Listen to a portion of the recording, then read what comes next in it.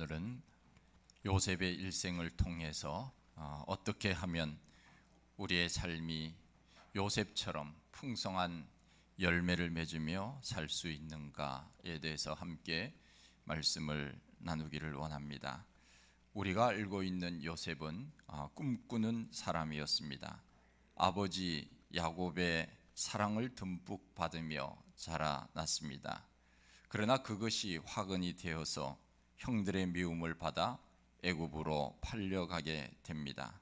어찌 보면은 안타까운 일이라고 할 수 있습니다. 그러나 요셉은 우리에게 무엇을 보여주는가 하면 우리가 어디에서 사느냐 하는 장소의 문제보다 어떻게 사느냐 하는 태도의 문제가 더 중요함을 우리들에게 보여주고 있습니다. 요셉이 태어난 곳은 이스라엘 가나안이었습니다. 그러나 그가 나중에 더 오랫동안 살았던 곳은 애굽이었습니다. 어찌 보면 이민자로서의 삶을 살았다 이렇게 말할 수도 있습니다. 애굽 생활은 하나님 없이 사는 사람들이 있는 곳입니다. 그곳에서 신앙을 지킨다고 하는 것 쉽지 않습니다. 그러나 그는 하나님을 믿는 믿음을 조금도 잃지 않았고 그는 신앙의 절개를 지키면서 살았습니다. 향락과 태폐성이 심한 애굽이라고 하는 곳에서 최고의 믿음과 도덕성을 유지하며 살기는 쉽지 않았지만 그러나 그는 그렇게 하나님을 생각하고 믿음으로 살았던 사람, 이 사람이 바로 요셉입니다. 요셉은 어릴 때부터 꿈을 가지고 살았습니다. 꿈을 가진 사람은 어떻게 삽니까? 그 꿈을 이루기 위하여 열심히 사는 사람입니다. 최선을 다하는 사람입니다. 그 꿈이 요셉으로 하여금 성실한 삶을 살도록 하였습니다. 그러기에 우리는 언제나 늘 우리 가운데 꿈을 가지고 살아야 됩니다. 내가 이 일을 하리라, 내가 이 일을 이루리라. 그 꿈을 가지고 사는 사람은 그 꿈을 이루기 위하여 성실하게 살 수밖에 없습니다. 그러나 그 꿈을 가지지 않는 사람들은 꿈이 없기 때문에 아무렇게나 살 가능성이 많이 있습니다. 꿈을 가지고 사는 사람과 꿈을 가지지 않고 사는 사람은 삶의 자세가 다릅니다. 그런 의미에서 요셉은 그 꿈을 이루기 위하여 성실하게 살았다고 하는 것입니다. 성실한 삶이란 태도의 일관성을 의미합니다. 요셉은 어디에 있든지 최선이라고 하는 일관성을 우리에게 보여줍니다. 신앙생활에 있어서 또 세상 살아가는 도덕과 윤리에 있어서 자기의 맡겨진 일에 대해서 최선을 다하는 삶을 살았습니다. 그리고 그 최선은 자신의 환경을 뛰어넘게 하는 능력이 되었습니다. 이스라엘의 작은 나라에서 태어났지만 큰 능력을 발휘할 수 있었던 이유는 열심히 하나님의 말씀을 마음속에 새기고 믿음으로 살았던 그의 삶의 태도가 있었기 때문에 가능했던 것입니다. 오늘 본문 4절 말씀을 보면 요셉이 그 주인에게 은혜를 입어 섬김에 그가 요셉으로 가정 총무를 삼고 자기 소유를 다 그 손에 위탁했다 그렇게 말씀하고 있습니다. 그는 애굽에 팔려가서 보디발의 집에서 일을 했습니다. 그 집에서 아마 열심히 일을 했던가 봅니다. 성경은 말씀하기를 요셉이 은혜를 입었다 그렇게 말씀합니다. 요셉은 집주인으로부터 은혜를 입었습니다. 은혜를 입었다고 하는 히브리어의 원뜻은 눈에 들었다 하는 것입니다. 인정받았다 하는 것입니다. 요셉은 보디발의 집에서 일을 하면서 그 보디발에게 은혜를 입었다, 인정을 받았다, 눈에 들었다 그렇게 성경은 말씀하고 있습니다. 보디발이 요셉을 인정했다는 것입니다. 주인이 종을 인정을 했다 이것은 얼마나 기분 좋은 일인지 모릅니다. 정말 너는 성실하구나, 열심히 사는구나, 저 사람이라면 내가 일을 맡길 수 있겠구나. 그렇게 해서 보디발은 가정 총무의 일들을 요셉에게 다 위임했다고 성경은 말씀하고 있습니다. 그런데 문제가 생겼습니다. 그 가정의 주인인 보디발의 아내가 요셉을 유혹하여 요셉은 누명을 쓰고 감옥에 들어가게 되는 그런 아픔을 겪게 됩니다. 열심히 일했지만 원치 아니한 일로 인하여서 감옥 생활을 하게 됩니다. 그러나 성실한 사람은 하나님이 다 아십니다.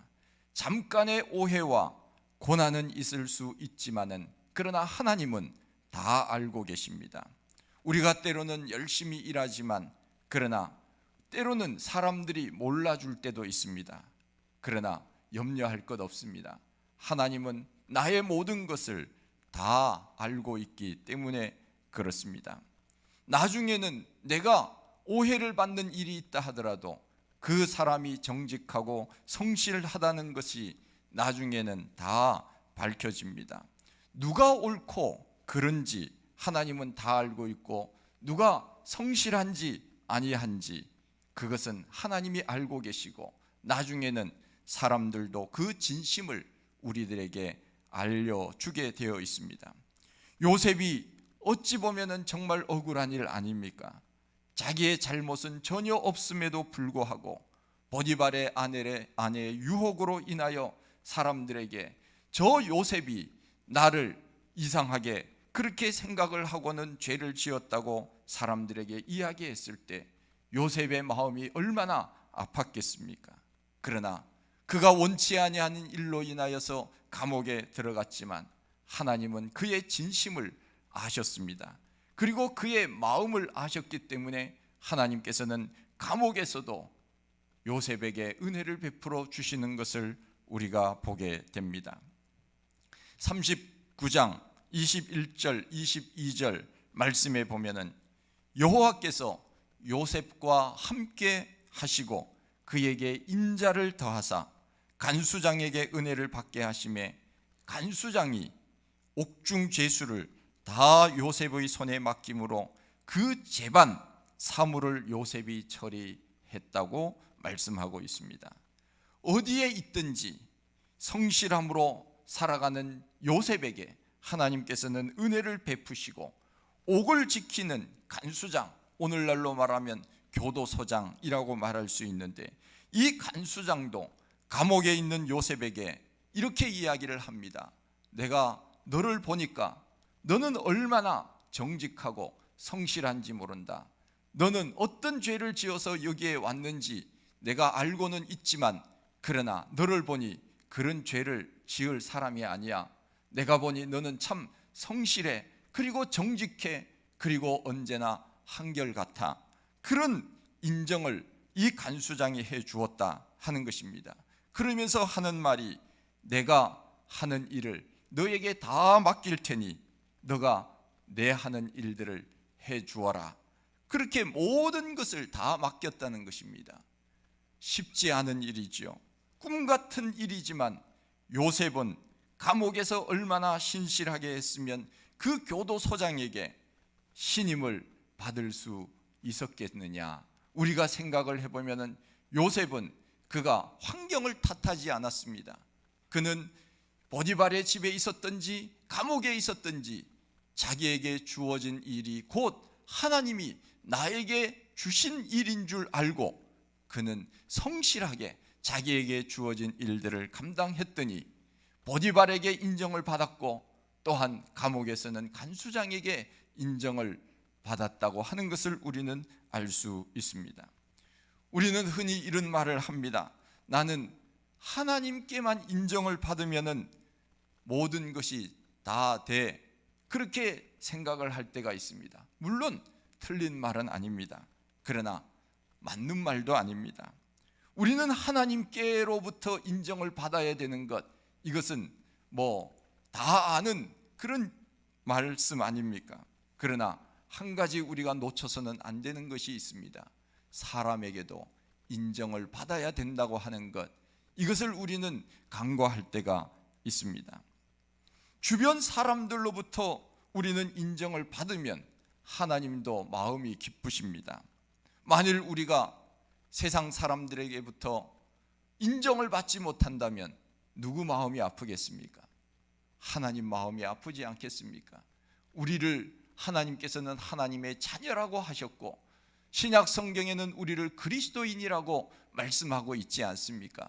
세상 사람들은 우리가 잘못했을 때 우리를 자연인으로서 보는 것이 아니고, 저 사람은 교회 다니는 사람, 저 사람은 예수 믿는 사람, 그렇게 말하지 않습니까? 그런 면에서 우리가 잘못했을 때 세상 사람들은 우리를 자연인으로서 욕을 하는 것이 아니고 공동체로서의 욕을 하는 것입니다. 예수 믿는 사람, 그리스도인, 교회 다니는 사람, 하나님을 믿는다고 하는 사람, 그런 의미에서 우리가 잘못했을 때 그 영광, 하나님의 영광이 가려지는 것처럼 우리가 세상에서 잘했을 때 하나님께서는 우리의 그 모습을 보고 하나님이 기뻐하신다 하는 그 말입니다. 그러기에 우리는 하나님 앞에 잘 보여야 되는 것, 이것은 기본적인 것이지만, 그러나 우리가 잊지 말아야 될 것, 우리는 이 세상에서도 믿지 않는 사람들이나 또 믿는 사람들에게서도 우리는 똑같이 잘 인정을 받고 세상 사람들로부터 칭찬을 받을 수 있는 삶을 살아야 된다 하는 것입니다. 우리가 잘 알고 있지 않습니까? 아이가 학교에서 선생님께 칭찬을 받았다고 하면 부모가 얼마나 좋아하는지 모릅니다.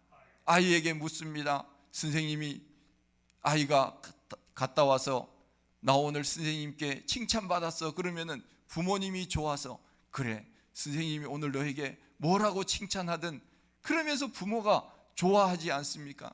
세상 사람들에게도 자녀가 칭찬을 받으면 부모가 좋아하는데 어찌 우리가 세상 사람들로부터 조롱과 멸시를 받아서 되겠습니까? 우리가 세상 사람들로부터 인정을 받을 때 하나님께서 기뻐하신다고 하는 것, 우리는 잊어서는 안 됩니다. 그런 의미에서 우리는 하나님 앞에도 인정을 받아야 되지만 세상 사람들로부터도 우리는 늘 인정을 받으며 그렇게 살아야 됩니다. 우리가 오해하는 것이 있습니다. 성경은 분명히 말씀을 하시는데 우리가 그 성경을 정독하지 않기 때문에 그냥 넘어갈 때가 있습니다. 제가 자주 말씀하는 것이, 사람이 모든 일들을 계획할지라도 그 걸음을 인도하시는 분은 여호와시니라 성경은 우리들에게 말씀하고 있지 않습니까? 그런데 우리는 뭔만 생각하느냐? 나의 걸음을 인도하시는 분은 하나님이니까 나는 그냥 하나님 앞에 다 맡기면 돼, 이것만 생각을 한다, 그 말씀입니다. 그러나 우리가 먼저 해야 할 일이 있습니다. 그것이 무엇이냐? 우리는 계획을 가지고 살아야 됩니다. 다시 말하면 요셉의 그 생각에 비추어서 말한다고 하면 우리는 꿈을 가지고 살아야 됩니다. 하나님 앞에 우리 마음속에 있는 소원을 가지고 우리는 이 땅을 살아야 된다 하는 것이지요. 그런 면에서 우리는 언제나 계획을 해야 됩니다. 꿈을 가져야 됩니다. 소원을 가지고 있어야 됩니다. 그리고 난 다음 하나님이 우리들에게 그 계획을 인도해 나가시는 것이지, 내가 계획도 하지 않고 나는 하나님이 다 알아서 해줄 거야 그러면서 놀고 있다면 하나님께서 과연 우리를 위하여 일하시겠습니까? 우리 예수님께서 나사로를 살리실 때도 그런 말씀을 하셨습니다. 돌을 치우라 말씀하셨지요. 나사로를 살리고는 몸에 감긴 그 붕대를 풀어주어라 말씀하고 계십니다. 그리고 너희들이 먹을 것을 주어라 말씀하고 있습니다. 우리가 할 일은 우리가 하고 난 다음에 하나님의 뜻을 기다려야 되는데 우리는 하지도 않고 하나님의 뜻을 기다릴 때가 있습니다. 이것은 잘못된 것입니다. 그런 의미에서 우리는 언제나 우리에게 주어진 여러 가지 일들을 잘 감당하면서 하나님 앞에 도와주십시오, 하나님 제 힘으로는 제 능력으로는 되지 않으니 하나님 도와주십시오. 이렇게 기도해야 되는데 아무것도 하지 아니하고 도와달라고 한다면 하나님이 도와주시겠습니까? 그것은 기복신앙입니다. 그러기에 우리는 하나님 앞에도 인정을 받아야 되지만, 그러나 이 세상 사람들로부터도 우리는 늘 칭찬받고 인정받는 자리에 설 수 있도록 최선의 삶을 사는 것, 이것이 바로 우리가 잘 사는 길입니다. 바로 요셉이 그러했다 하는 것입니다. 요셉은 하나님 앞에 최선을 다했지만 사람들에게도 최선을 다했습니다. 정확히 말하면 자기에게 맡겨진 일이라면 그 누가 나에게 일을 시켰다 하더라도 최선을 다했다 하는 것입니다. 나는 하나님이 시킨 일만 해. 하나님이 시킨 일이 뭐가 있습니까? 하나님이 시킨 일, 하나님이 시킨 일은 성경에 나와 있는 것들이지요.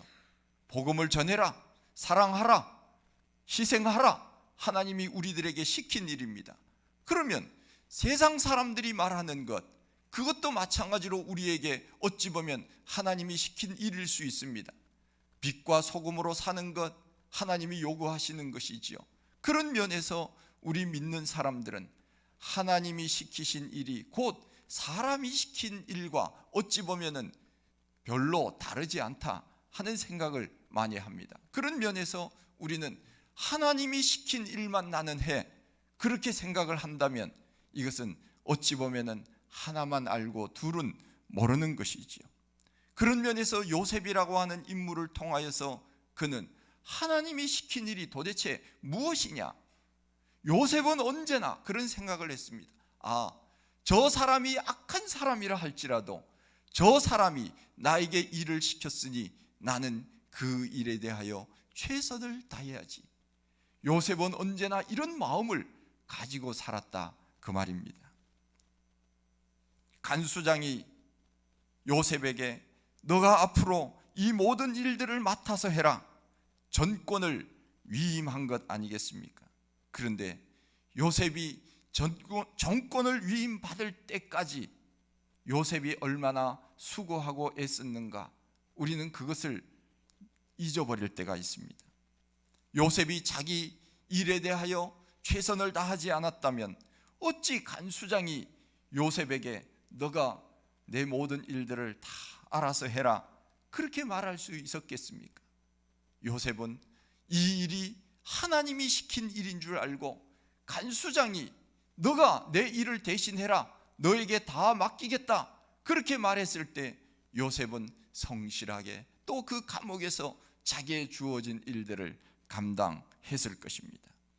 우리는 때로 과정을 무시하고 결과만 기다릴 때가 있습니다. 씨를 뿌리지 아니하고 열매가 풍성하기를 기다립니다. 그것은 아닙니다. 예수님께서 마태복음 7장에서 말씀하고 계시기를 가시나무에서 포도를, 엉겅퀴에서 무화과를 따겠느냐.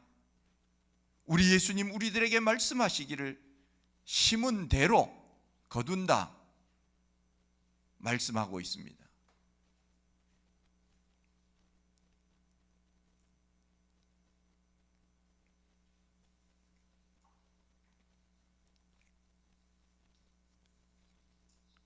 우리는 악을 심고 선을 얻기를 기대해서는 안 됩니다.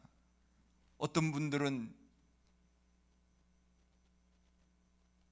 남의 초상집에는 가지 않으면서 자기 초상이 났을 때는 오기를 원하는 사람도 있어요. 이것은 잘못된 것이죠.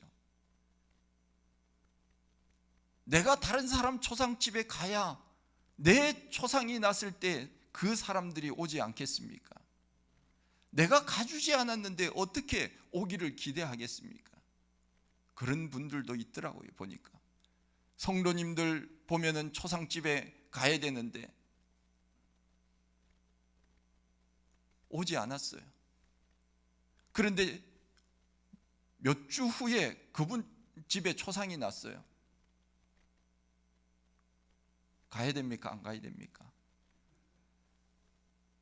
그런데 참 남의 초상집에는 가지 않으면서 자기 초상집에는 왜 이렇게 안 왔느냐고 말하는 분도 계시더라고요. 교인들 중에. 그래서는 안 되지요. 어떻게 내가 악을 심고 선을 얻기를 기대합니까? 내가 어찌 심지도 않았는데 거두기를 원하는 것입니까? 요셉은 신실했기에 간수장이 그를 인정한 것이 아닙니까? 그래서 다 맡긴 것입니다. 언제나 우리는 이것이 하나님이 나에게 맡겨주신 일이라고 생각을 하고 그 일에 최선을 다하면 하나님께서는 알아서 우리들에게 복을 주시지 않겠습니까? 그 대표적으로 복을 받은 사람이 바로 요셉이라고 하는 사람입니다. 그는 누가 시키든지 이것은 하나님이 나에게 시킨 일이다 생각을 하고 그는 최선을 다하여서 살았습니다. 제가 오래전 이야기지만은 제가 한 30년도 더 넘게 있었던 학교 다닐 때 제가 사진을 열심히 찍었던 때가 있었어요. 제가 사진 찍는 걸 굉장히 좋아해요. 그래서 아마 교회에서 제가 가끔씩 사진 찍을 때 싫어하는 분들도 있을 수도 있어요. 제가 습관적으로 그렇게 늘 찍었기 때문에, 왜냐하면은 제가 장신대 그 신학대 학원 다닐 때 제가 신문 기자를 했거든요. 신문 기자 하면서 제가 편집국장까지 제가 했었는데 이런 말 할 필요는 없지만은 제가 그래서 사진을 열심히, 또 제 취미가 사진을 찍는 것이 좋더라고요. 왜냐하면은 자료를 늘 남기고 싶은 그런 생각들이 저에게 있었기 때문에. 그래서 친구들 그 사진을 많이 찍어주고, 옛날에는 수동 카메라 그 하나 제가 사서 참 어렵게 구입을 해서 그 열심히 찍었습니다. 필름도 가지고. 그래서 제가 학교 앞에 늘 필름을 사고 인화를 하는 그 사진관이 있었어요. 제가 어느 날 제가 그분에게 이제 필름을 사러 갔습니다.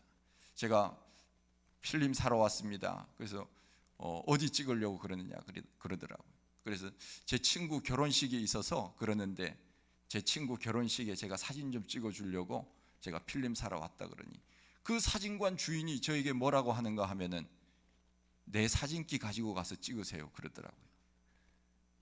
그 사진관의 그 사장 주인의 사진기가 내주는데 얼마나 큰가 하면은 렌즈가 한 50cm 정도 되는 렌즈예요. 쫙 이렇게 돼 있는 그걸 주더라고요. 그래서 저는 속으로 깜짝 놀랐어요. 야, 나를 어떻게 생각을 하고는 저 사진기를, 그 사진기가 얼마나 더 비쌉니까? 지금도 비싸지만 옛날에는 더 비쌌을 거예요. 그 본인이 그 기술적으로 찍는 그 수동 카메라를 저한테 맡기면서 사진 잘 찍어야 되니 이거 가지고 가서 찍으세요 그러더라고요. 저는 속으로 깜짝 놀랐지만은 제가 침착하게 생각을 했습니다. 왜냐하면 그분하고 오랫동안 제가 사귀었거든요. 그리고 그분은 내가 사진을 필름을 사고 인화를 하고 이런 그 모습 속에서 내가 어떤 사람인가를 본인은 판단을 했을 겁니다. 그렇지 않았더라면 어떻게 그 사진기를 저에게 맡길 수 있겠습니까? 돈 주고 맡긴 것이, 돈을 달라고 맡긴 것이 아니에요. 그냥 가서 쓰십시오. 그렇게 맡긴 거예요. 그래서 제가 사진을 잘 찍고 또 이제 잘 갖다 드렸지요. 그리고 그 사진관에서는 계속 인화를 했고 그런 일들이 있었습니다. 그래서 저도 참 사람들이 모르는 것 같지만 이렇게 속으로는 다 판단을 하고 있는 거구나. 제가 늘 인생을 잘 사는 것은 아닙니다만은, 그러나 사람이 다른 사람들로부터 인정을 받는 것은 하루 이틀 사이에 인정을 받는 것이 아닙니다. 오랜 세월 동안 보면서 그 사람을 우리는 알게 되는 것이지요. 처음에는 몰라서 오해할 때도 있습니다. 저 사람의 말이 잘못되었다고 때로는 여러 가지로 생각을 할 수도 있습니다. 그러나 나중에 그분의 말은 진심이었다, 그것을 우리가 알게 되는 것 아니겠습니까? 바로 요셉은 그렇게 살았다 하는 것입니다. 우리가 중요한 일을 누구에게 맡깁니까? 믿을 만한 사람에게 맡기지 않습니까? 우리는 중요한 일일수록 믿을 만한 사람에게 맡깁니다. 어떤 일들이 있을 때 저는 사실 제 혼자 하고 싶지 않고 우리 성도님들에게 일을 다 사실은 맡기고 싶습니다. 저는 세 가지만 하고 싶어요. 설교, 기도, 신방, 이 세 가지는 제가 늘 하고 싶은데 나머지는 우리 성도님들이 좀 다 했으면 좋겠다 하는 생각을 늘 가지고 있습니다. 그런데 쉽지는 않습니다. 왜냐하면 내가 그 일을 맡겨보았더니 미덥지 않거든요. 그러면 다시 제가 또 손을 또 대야 됩니다. 제가 또 해야 됩니다, 그 일을.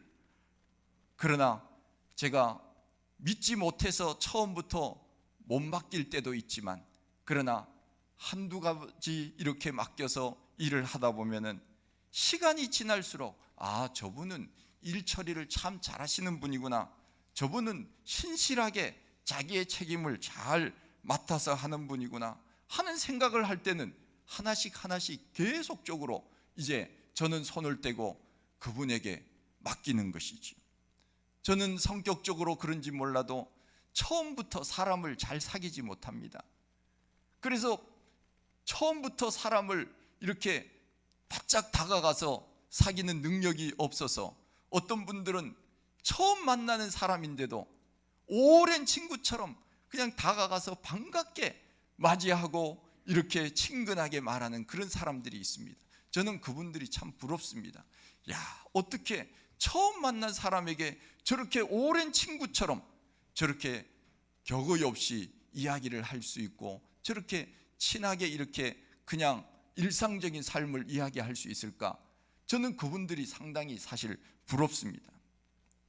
저는 그것이 잘 안 되기 때문에 그렇습니다. 그러나 한번 믿으면 저는 오래 갑니다. 저는 집에 은행 통장이 어떻게 되는지 저는 모릅니다. 돈이 얼마나 있는지 저는 모릅니다. 아내가 다 알아서 합니다. 왜 제가 안 하고 아내에게 맡기겠습니까? 통장에 저금된 돈이 별로 없다는 것을 제가 알기 때문에 제가 그거 손댈 이유가 없는 거예요. 만일 돈이 억대가 넘어간다, 몇 천만은 이렇게 된다, 정말 하나님께서 저에게 물질의 복은 안 주셨어요. 어쨌든 간에 돈이 없으니까 통장 아무리 많이 있어도 돈 없는 거 아는데 제가 그거 간섭할 이유가 없거든요. 그리고 아내가 다 알아서 하기 때문에, 믿기 때문에 그냥 다 맡기는 거지요. 저는 그야말로 통장 번호 아는 것이 하나도 없어요. 아는 것도 없고 어디에 어떻게 돼 있는지 그야말로 하나도 아는 것이 없어요. 그래서 제가 늘 이야기를 합니다. 당신이 잘못되면 나는 아무것도 몰라. 그러니까 항상 늘 건강하게 잘 지내야 돼. 그런 식으로 이제 농담 삼아 이야기를 하는데 왜 다 맡깁니까? 믿기 때문에 맡기는 것입니다. 저는 어떤 일들을 하든지 간에 다 성도님들에게 은사대로 맡기고 싶어요. 그런데 맡겼는데 그냥 그 일이 제대로 안 되면은 제가 또 맡겼더니 잘 안 되네, 그러면서 또 제가 신경을 써야 됩니다. 우리가 다 마찬가지 아니겠습니까? 만일 회사에서 어떤 일들을 경영을 하는데 직원들이 맡겼더니 그냥 일도 제대로 하지 않으면 결국은 그것은 사장이 다 해야 되는 거잖아요. 그렇지 않습니까? 교회도 마찬가지입니다. 교회도 결국은 목사가 다 책임을 져야 되더라고요. 결국 마지막에는 목사가 다 책임을 져야지 성도님들은 그냥 사실은 이 목사보다 책임적인 부분들에 대해서는 덜 합니다. 이것은 상식 아닙니까? 그러기에 언제나 신경을 많이 써야 됩니다. 그냥 쉽게 맡겼다가 쉽게 그냥 포기하는 사람도 있습니다. 쉽게 그 일에 대해서 무책임할 때도 있습니다. 우리는 언제나 요셉을 본받아야 됩니다.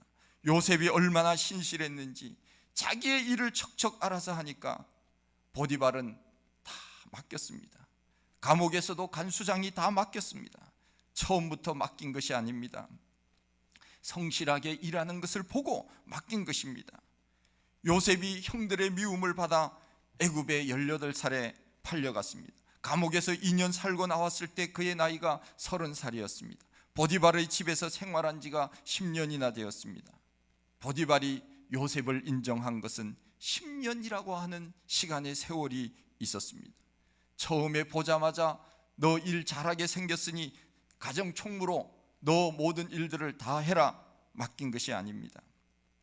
지금까지의 과정을 통하여서 맡기게 된 것입니다. 우리는 사람들에게 하루아침에 인정받으려고 해서는 안 됩니다.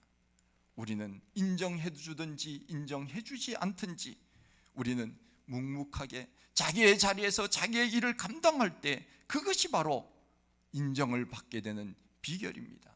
요셉이 그러했습니다. 삶의 과정이 충실했다고 하는 것입니다. 우리나라의 스포츠 영웅이라고 할 수 있는 피겨스케이트의 김연아 선수가 올림픽에서 금메달과 은메달을 따고 세계 선수권에서 금메달을 딴 것은 어느 날 갑자기 된 것은 결코 아닙니다. 수없이 많은 날 동안 차가운 얼음판에서 그가 넘어지고 또 넘어지고 또 일어나고 넘어지면 또 일어나고 수많은 엉덩방아를 찧으면서 그렇게 결국 정상에 오른 것이 아닙니까? 과정 없이 어찌 우리가 결과만 좋기를 기다리겠습니까? 우리는 언제나 과정을 볼 수 있어야 됩니다. 우리가 사는 오늘날 이 시대는 어찌 보면 한탕주의가 만연되어 있는지도 모릅니다. 어떤 중학교 선생님이 학생들에게 설문조사를 했더니 학생들에게 소원이 무엇이냐 그랬더니 나는 우리 부모님으로부터 건물 하나 물려받는 것이 소원이라고 많은 학생들이 대답을 했다고 합니다. 건물 하나 물려받을 수만 있다면 얼마나 좋겠습니까? 그러나 그것이 마음대로 되겠습니까? 그것이 뭐 나쁜 것은 아닙니다. 그러나 그 생각 속에는 어떤 생각이 있습니까? 건물 하나 물려받고 나는 그냥 놀고 먹어야지. 그 생각이 잘못되었다는 것입니다. 과정을 무시하는 그러한 생각입니다. 우리는 물질적인 것보다 믿음의 유산을 물려줄 수 있어야 됩니다. 로또 복권이 왜 잘못된 것입니까? 왜 우리는 로또 복권을 사면 안 된다고 사람들이 이야기를 합니까? 사실 그거 사도 됩니다. 그런데 그것만 바라고 사는 것은 잘못된 것입니다. 열심히 일하면서 복권을 사야지 일하지 않고 요행을 바라는 것, 이것은 과정을 무시하는 것입니다. 우리의 인생의 과정을 무시하면 우리에게는 열매는 없는 것입니다. 요즘 교회는 줄어들고 목사는 많아진다고 합니다. 물론 이제 10년 정도 지나면 목사의 수도 점점 줄어들 거예요. 지금 장신대, 우리나라에서 가장 경쟁률이 높은 장신대, 제가 입학할 때, 신대원에 입학할 때 그야말로 한 5대1 정도 됐습니다. 그런데 지금은 올해 1.8대1이에요. 지금 신학교에 지금 지원하지 않습니다. 장신대, 총신대를 제외하고는 신대원 다 미달입니다. 지금 목사가 되려고 하지 않습니다. 그런데 지금 현재로서는 목사의 수는 계속적으로 지금은 늘어나고 있습니다. 입학한 사람들이 있었기 때문에. 어떤 집사님이 어느 날 보니까 목사라고 하면서 나타났습니다. 언제 목사가 됐느냐 그랬더니 신학교 가서 공부하고 목사가 됐다고. 얼마나 공부했냐 그랬더니 6개월 공부했대요. 6개월 공부하고 목사가 됐더라고요. 6개월, 1년 만에 목사가 될 수가 없거든요. 그 어떤 것들도 사실은 그 짧은 기간 동안에 무엇을 이룬다고 하는 것은 쉽지 않습니다. 사실 과정을 무시한 것입니다. 적어도 우리 교단에서 목사가 되려고 하면은 고등학교 과정을 졸업하고는 대학 4년, 신학대학원 3년, 전도사 과정 2년, 그러면은 9년의 세월이 지납니다. 남자들은 군대 갔다 와야죠. 2년 하면은 11년 정도 되어야 목사 안수를 받습니다. 고등학교 과정을 졸업하고 11년이 돼야 목사 안수를 받습니다. 저도 마찬가지입니다. 그 과정을 거쳤습니다. 고등학교 졸업하고 그야말로 11년, 12년 그때 목사 안수를 받았습니다. 어떤 분들은 갑자기 목사가 돼서 나타나서 목소리도 변해서요, 할렐루야 그러면서 나타나서 자기가 목사래. 그래서 제가 저분이 분명히 몇 달 전까지만 해도 집사였는데 어떻게 목사가 됐지? 우리나라의 군소신학교가 얼마나 많은지 모릅니다. 그냥 5명, 10명 모아놓고 공부 가르쳐 놓고 자기들끼리 목사 안수 주는 겁니다. 돈 받고 목사 안수 주는 거지요. 그러니 우리 한국 교회가 목사라고 다 똑같은 목사 아닙니다. 그러기에 우리는 목사의 질이 낮아지면 성도들의 질이 낮아집니다. 영적인 수준이 점점 떨어지는 것입니다. 그러기에 우리는 과정을 무시해서는 안 됩니다. 그 과정을 거쳐야 진정으로 사람들로부터 인정받는 자리에 서는 것 아니겠습니까? 요셉은 과정을 무시하지 않았습니다. 그가 형들의 미움을 받아 애굽에 팔려갔지만 그러나 보디발 집에서도 최선을 다했습니다. 감옥에 들어갔지만은 간수장이 인정할 정도로 그는 최선을 다했습니다. 성실했습니다. 정직했습니다. 맡겨진 일에 빈틈없이 일 처리를 했습니다. 그랬더니 간수장이 모든 것을 맡기지 않았습니까? 애굽의 총리까지 될 수 있었던 것은 그가 어느 날 갑자기 된 것은 결코 아닙니다. 하나님께서 그에게 은혜를 부어주시고 그 애굽이라고 하는 척박한 그 믿음의 땅에서 그는 신앙의 절개를 지켰고 언제나 하나님을 믿는 믿음 가운데 살았기에 하나님이 높여주신 것 아니겠습니까?